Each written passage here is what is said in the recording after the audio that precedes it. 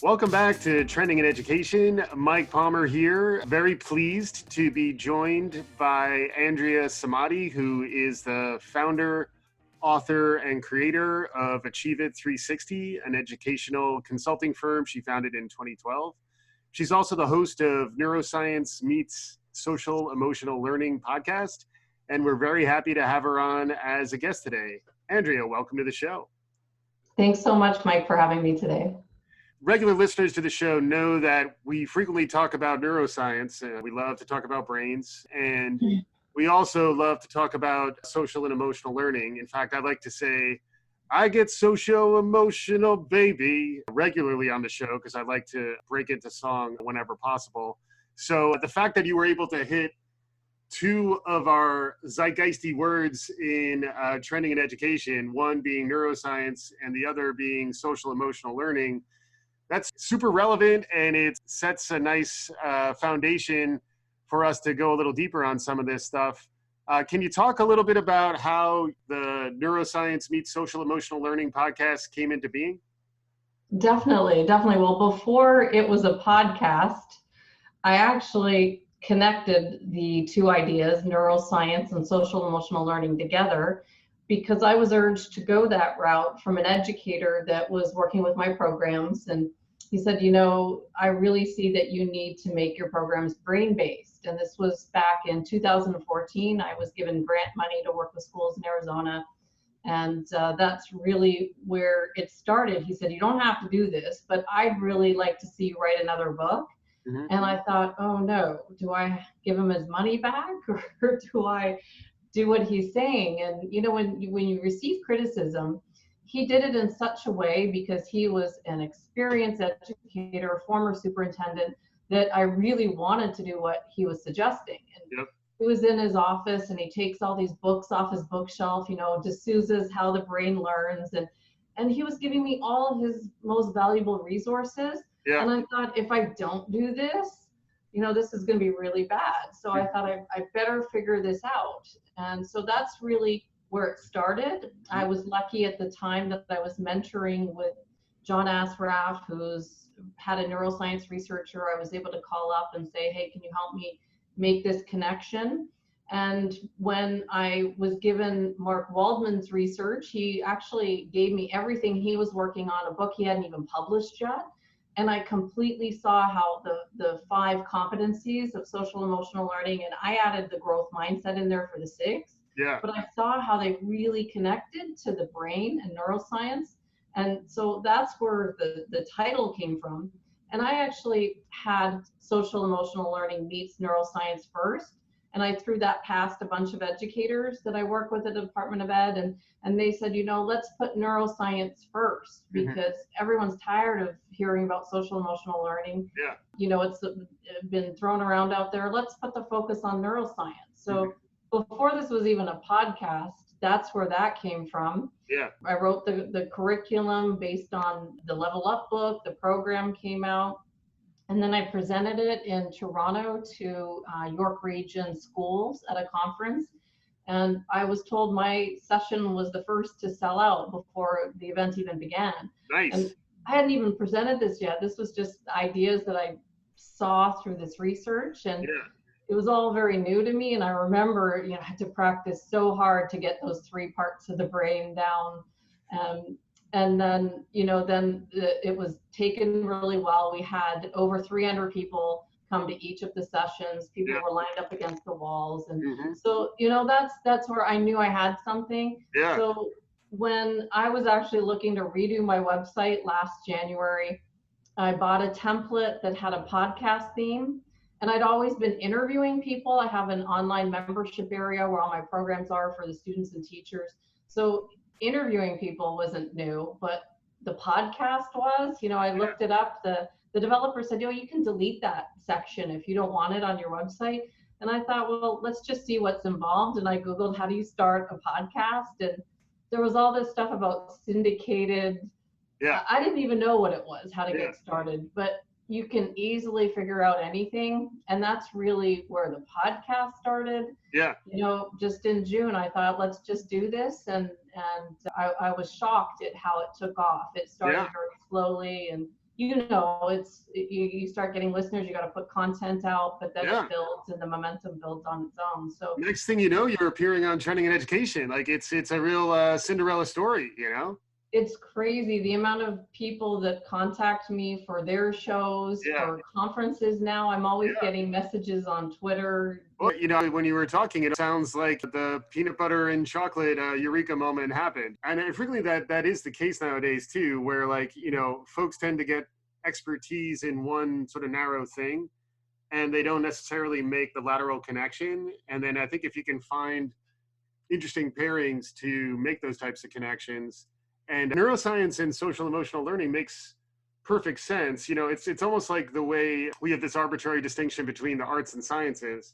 We almost think if something's emotional in nature, that there isn't some sort of neurochemical foundation, neurological brain functioning aspect to the concept. And that's actually incorrect. Like how we feel physically and how our neurons are firing and how our neural activity through the hormones in our brains, those are physical measurable things that we feel, quote in my scare quotes for our listeners are only in my visual space right now, but we feel things that can be measured as hard science. So can you talk a little bit about how the interplay between social emotional learning and neuroscience has brought some interesting revelations or insights to you?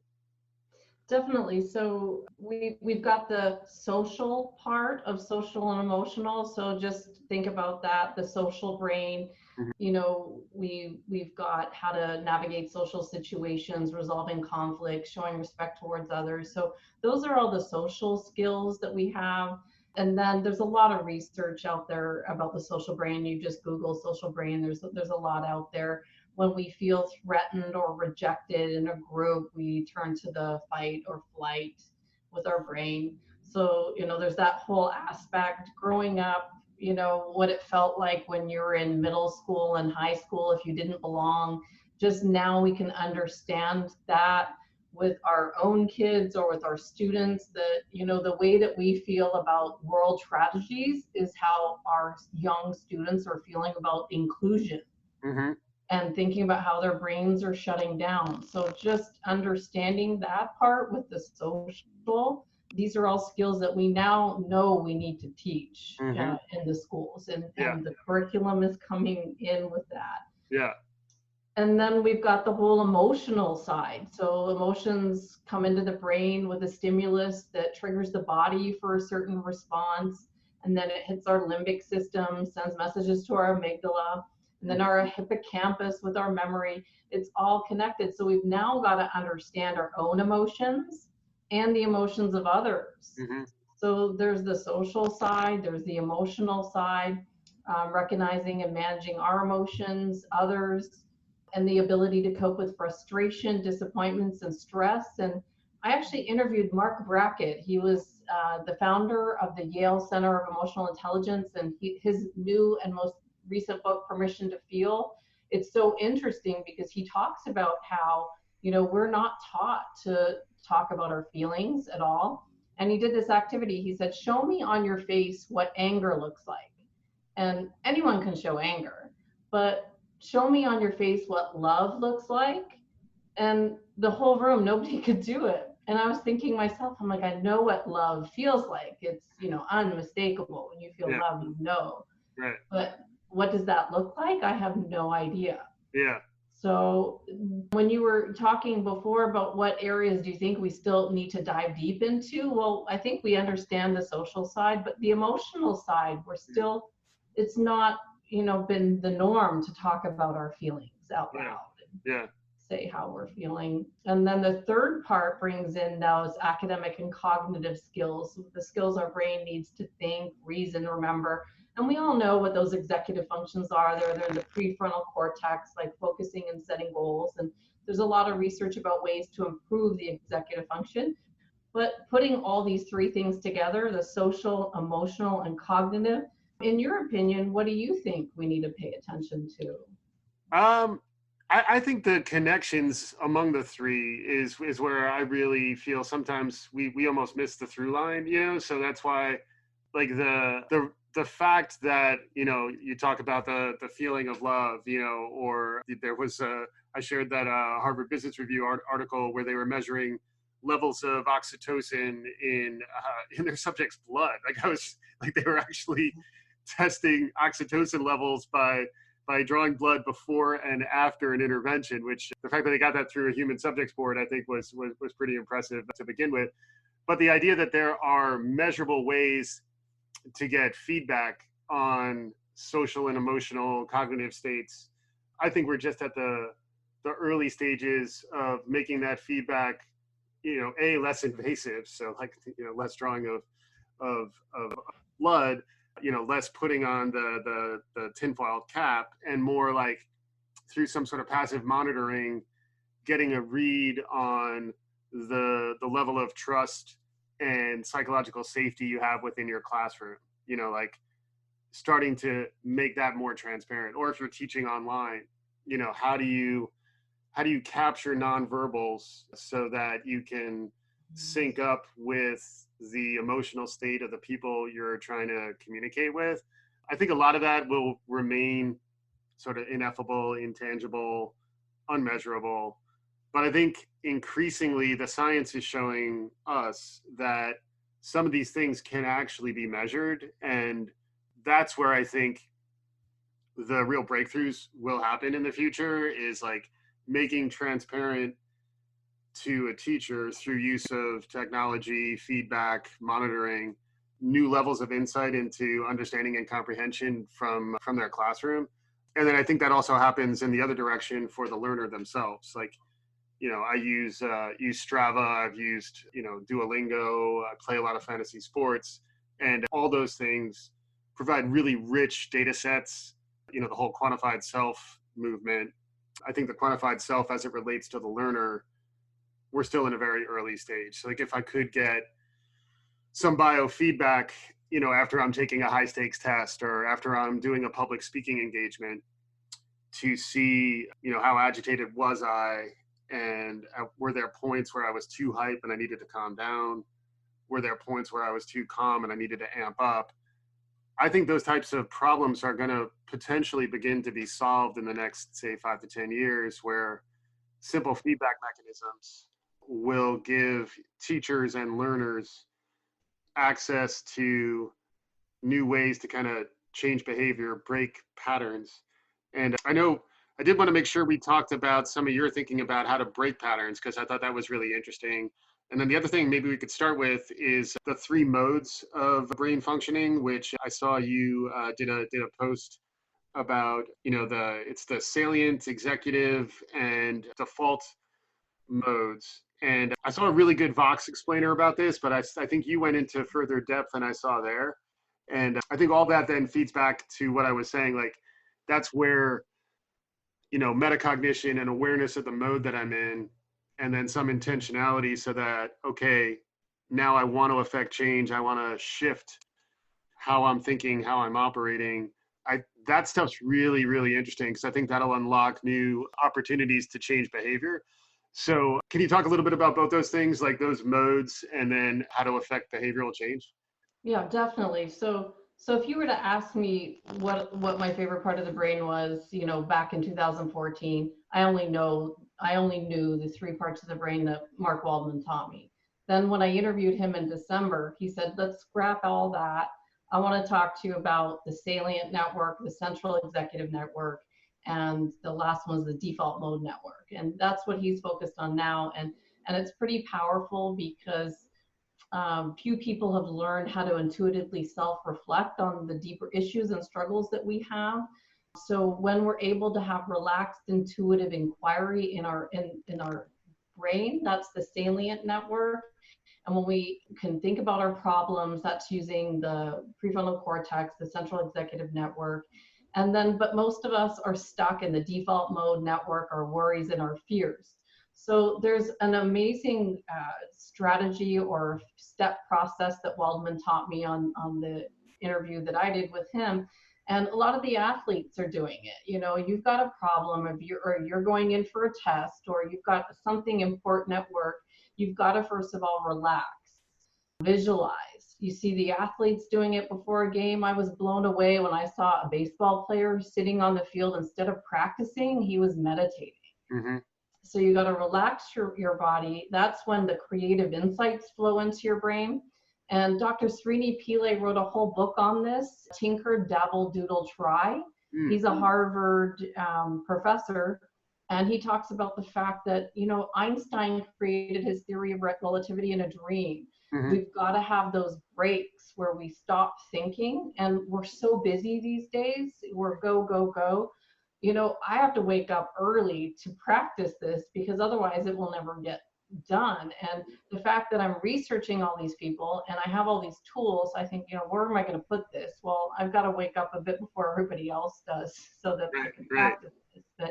But there's a trade-off there because you need to get your sleep too, you know? So like, exactly. What do you do?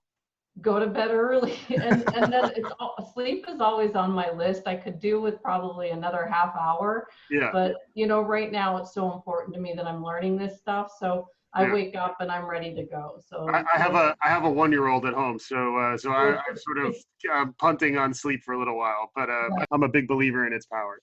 Right, I couldn't have done this with a 1-year-old. So, but it's getting to those places where we can relax. It doesn't have to be an hour in the middle of the day. If you could go for a walk, take a break from what you're doing, a brain break. We're trying to get there in the classroom. I have superintendents that listen to the podcast with these ideas, and they say, okay, how could we put this in the classroom when it's so high stress? Bam, bam, bam. You've got to get through the curriculum. Right. And it's going to take time to get there, but it has to be the way it goes because the brain needs a break.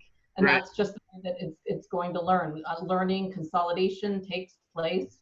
Those aha moments, you're not going to get there by staring at that math problem and trying to jam into it. You're going to get there by walking away, by brainstorming with someone else. So those aha moments are the only way by giving the brain a break. So and we were talking about this heading in too, is like when you think about the way the workplace is changing, you know, like increasingly it's going to be the job of humans to have more aha moments because the more, you know, rote things that could be done by a human are going to be automated. So it's becoming increasingly important to have the social emotional skills, which I've heard creativity thrown into the mix in terms of social and emotional learning.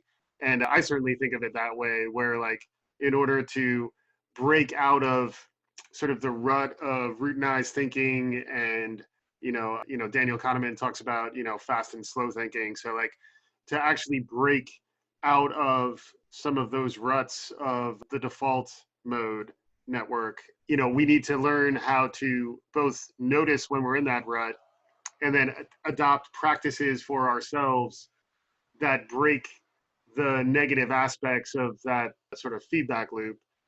I'd love to hear your thoughts on how to become aware. You know, so metacognition is something I've seen you write about. I know it's a big deal in terms of all of this. And then B, having the ability to break off of the old routines and adopt new ones. Because it seems like you need all of those things to really, you know, become a fuller version of who you are. So I'd love to hear your thoughts on that. Sure, definitely. And it's kind of funny because I'm right in the middle of a 90-day breaking a habit system here. So in order to explain something, if I'm living it, then it comes through far more authentically. But so as far as the metacognition or the thinking about our thinking, that was actually, I created a graphic with Mark Waldman. He had something in there with regards to his work. And I could actually see as we went through the steps, let's just say you're a student in the classroom and you're learning something. You go through the steps of learning and you get to a place where you've got to start thinking about the strategies you're using. Maybe the radio playing or the TV playing is not working. So you've got to think about your thinking. Is this strategy working? Am I getting the results? And that takes effort to, first of all, think, is this working? And second, to make a change and say, okay, I got to shut off my phone. It's distracting me got to do things differently. So as we're training ourselves and training our students, we've got to start thinking of ways that we're building them to make these self-correction strategies with their learning. Mm-hmm. And we can learn anything when we have the right learning strategies in place. Right. Anything is possible. But so there's that whole side of it. And then with regards to breaking a habit, well, anything is possible if we can replace the bad habit with a good habit. So, you know, it's hard to think about with regards to working. I can only think about it when I'm writing it and relate it to studying. So if you've got a habit of doing things a certain way and you're not getting the results, you've got to go back and change things. And it's uncomfortable. It's not as pleasurable. It's harder work. But those are the things that we have to do to self-correct. Anytime we're breaking a habit, it's probably something we like doing. Mm-hmm. Like, you know, you don't want to drink coffee every day anymore. You replace it with water, hot water with lemon. And, you know, that sounds just so exciting, but it feels great. You might notice you have more energy, you're more focused, you're more clear. And as you get the benefits of whatever habit you're changing, that's how you keep going with the habit. Right. Maybe you say, okay, I'm done with the hot lemon. I'm going to go back to my coffee. And you notice, wow, I'm not as focused. So it will give you the motivation, but you've got to have that motivation and know why you're changing. And that's the whole thing behind why we're studying. Why are we actually sitting here doing all these, changing all these learning strategies? There's got to be the end result or the bigger purpose of what we're going for. Right. And most people don't know what our why is. And that's why we need to take the time to focus and know, why are we doing this? Mm-hmm. And that's how we can get those long-term habits to change from things that aren't working to things that are. When we see the traction, then it's more desirable to have that hot lemon water instead of the coffee, or do half decaf. Right. Well, and the related thing that you mentioned, I think in the same article, is the importance of having an accountability buddy as well, which I think also puts us back into a social context as well, where, like, you know, if we think improving ourselves, affecting behavioral change, in some ways, I think it's why people talk publicly about their New Year's resolutions, is like, you want to be out there. If you don't say you're going to change, if you don't tell people I want to be held accountable, it's easy to let yourself slip back into old behaviors. But if you're very overt and intentional about the behavioral change you're trying to affect, and then you enlist folks who are trying to do the same thing, I thought that was also, a good insight. And to me, it was another example of how these things do sort of tie together, in that it's always a social, you know, I think we underestimate how social and emotional everything is in human experience. And that's why I think SEL is such a big deal. But then it's easy to sort of think of that as separate from brain functioning and separate from insights from, like, cognitive science, neuroscience, and learning science. And I like the more holistic thinking that you and others like you are bringing to bear on this. I'd love to get your perspective on cutting edge technology. So, like, since we're a future facing show, we try to stay on top of what's new and exciting and emerging in the world. So, like, we talk a lot about artificial intelligence. We did a show recently on brain computer interfaces, which are beginning to mature. We've also talked a bit about augmented reality, virtual reality, and the list will continue to go on because new technologies are going to emerge. Are there any in particular that excite your imagination, or you think have more direct relationship to social and emotional learning? And I'd love to get your perspective on that. Yeah, definitely. When I first heard about augmented reality, I found this company online. It was called Magic Leap. And I'm so serious. I had their name up on my wall as someone that I thought, I'm going to somehow work with these people. They had developed something, and I think it was through glasses that the students put on, where a whale jumped out of the floor in the middle of an assembly. And I just thought, oh my goodness, this is it. This is the way it's going to go, because, you know, school was not exciting for me. I'm learning so much more now, but I wish I was learning like this in school. If only my school was engaging. Yeah. And then I see what they're creating and I think this is the answer.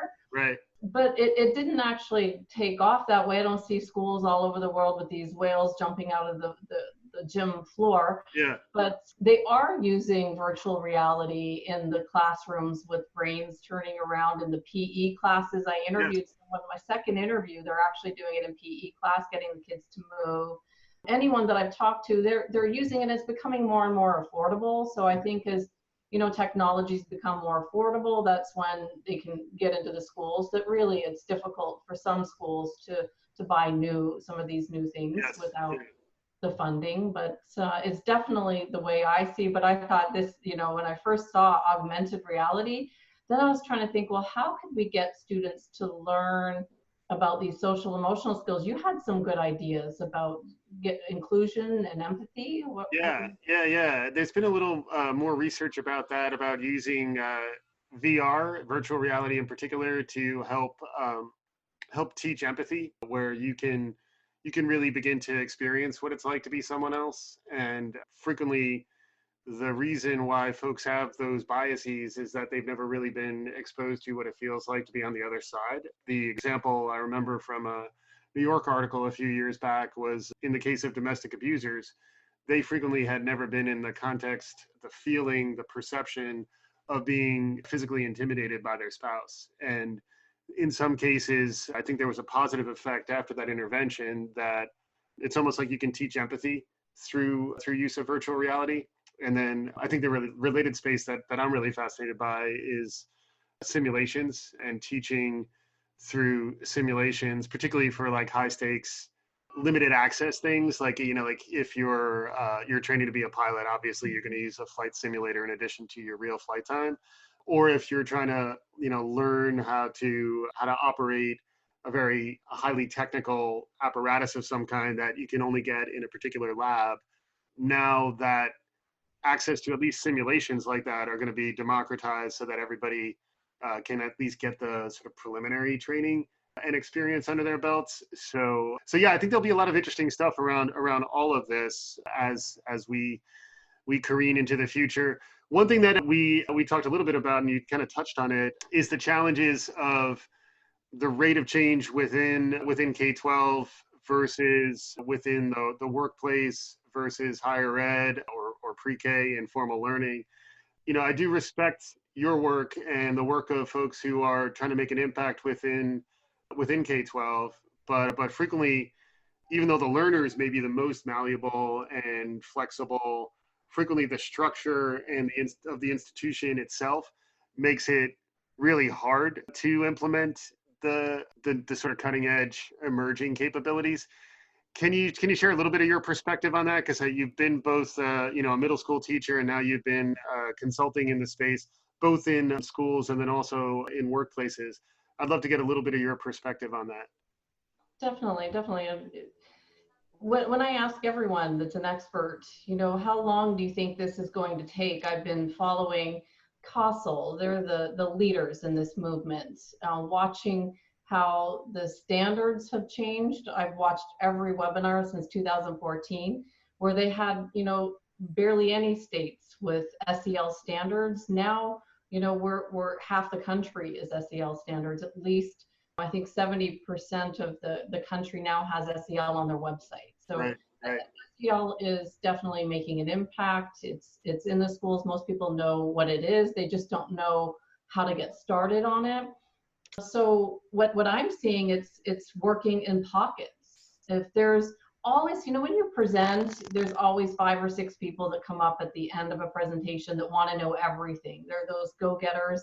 There's those types of people in the school as well, those go-getters that are the change makers. Those are the people that are going to get this information, take it to their district, start in their school, and then making the change in their school. So that's how it's getting into the schools. Mm-hmm. There are people out there doing incredible work. Dr. Lori Desitel is now training teachers. You can get your master's in educational neuroscience and bring it into your school. So there are movements. It's just not taking off across the board. So those movements are happening. Educators, if you're interested, model it yourself, model it in the home.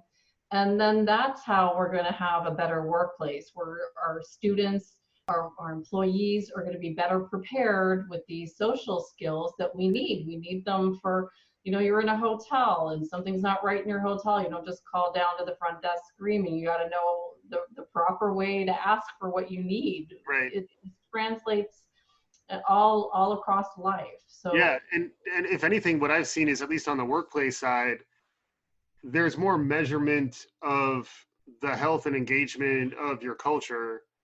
And when you start measuring that, maybe they'll get to a point where they can, get more neuroscientific about it. But they're at least, based on surveys and other engagement metrics, there are ways to understand how being cognizant of social and emotional components of your workplace ultimately leads to better business performance.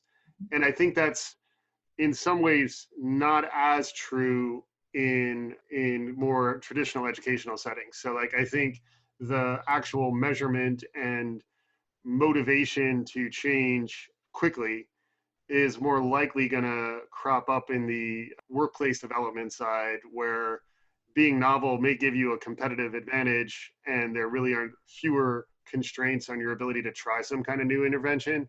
Whereas I think in K-12 or even in higher ed, there's so many other demands on the teacher and the classroom dynamics that, sure, like the top 5-10% may have the ambition and the resources and the capability to sort of affect these sort of transformative things.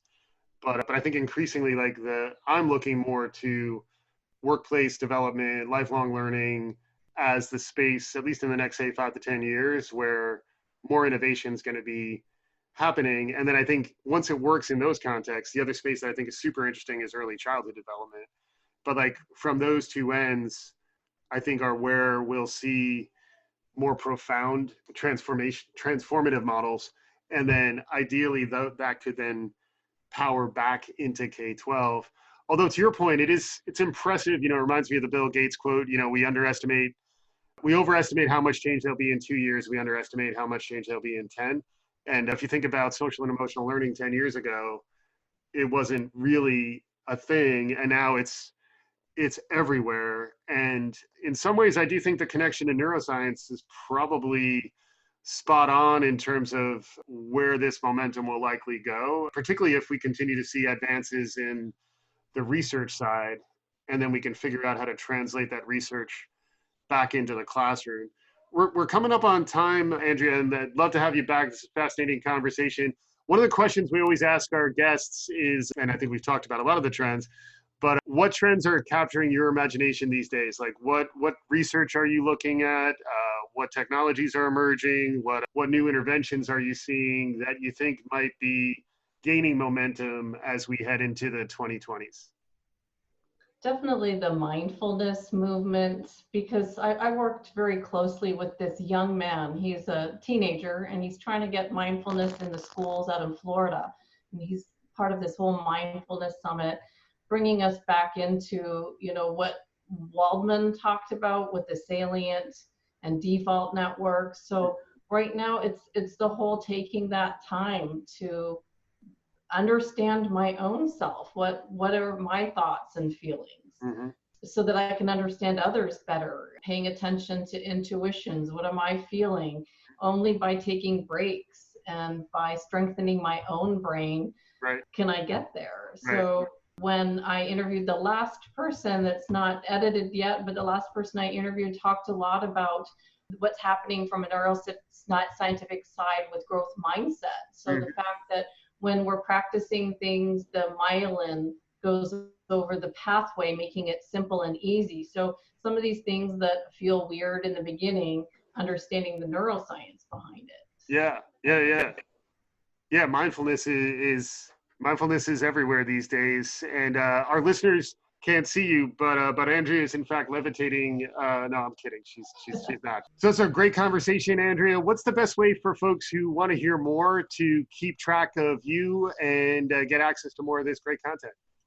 Definitely. You can find me at my website, achieveit360.com, achieveit360.com, or you could find my podcast, Neuroscience Meets Social Emotional Learning, Andrea Samadi, anywhere you find podcasts.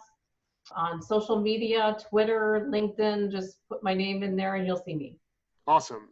Thanks again, Andrea, for joining. And for our listeners, we'll be back again soon on Trending in Education.